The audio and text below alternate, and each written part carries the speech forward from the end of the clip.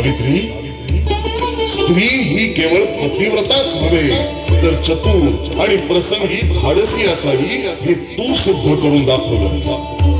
सावित्री, यमपाशातून प्राण परत मिळवणं आजपर्यंत कोणालाही शक्य झालं नाही, ते तू करून दाखवलं. चातुर्यानं तू काळावरही मात केली. मी तुझ्यावर प्रसन्न आहे. मी तुझ्या पतीला पुन्हा जीवनदान देतो. तथास्तु.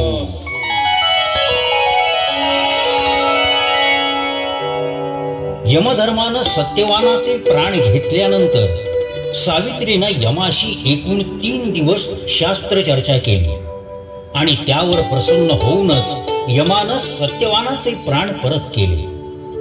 ही शास्त्रचर्चा वटवृक्षाखाली झाली, म्हणूनच सावित्रीचं नाव या वटवृक्षाशी जोडलं गेलं. शिवरूपी वटवृक्षाची पूजा